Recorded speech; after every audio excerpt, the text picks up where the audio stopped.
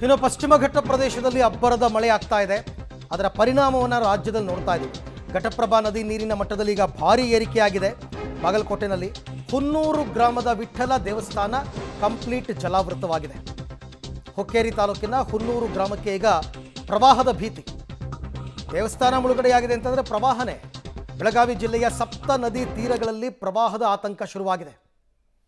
ಘಟಪ್ರಭಾ, ಮಲಪ್ರಭಾ, ದೂದ್ಗಂಗಾ, ವೇದಗಂಗಾ, ಕೃಷ್ಣ.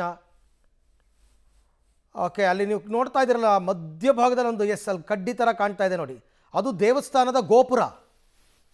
ಅಲ್ಲಿಗೆ ದೇವಸ್ಥಾನ ಕಂಪ್ಲೀಟ್ ಮುಳುಗಡೆ ಆಗಿದೆ ನೋಡಿ. ಅದು ದೇವಸ್ಥಾನದ ಗೋಪುರ. ಅದು ಅಷ್ಟು ಎತ್ತರಕ್ಕೆ ನೀರು ಹರಿತಾ ಇದೆ ಅಂತಂದರೆ ಪ್ರವಾಹನೇ ಅದು. ಹಾಗಾಗಿ ಸ್ವಲ್ಪ ಎಚ್ಚರಿಕೆಯಿಂದ ಇರಬೇಕಾಗುತ್ತೆ. ಪಶ್ಚಿಮ ಘಟ್ಟ ಪ್ರದೇಶದಲ್ಲಿ ಮಳೆ ಆಯಿತು ಅಂತಂದರೆ ಬೆಳಗಾವಿಗೆ 7 ನದಿಗಳು ಬರ್ತವೆ. 7 ನದಿಗಳಿಗೆ ವಿಪರೀತವಾದ ನೀರು ಹರ್ಕೊಂಡ್ಬರುತ್ತೆ. ಹಾಗಾಗಿ ಅಲ್ಲಿ ಸಮಸ್ಯೆಗಳು ಜಾಸ್ತಿ.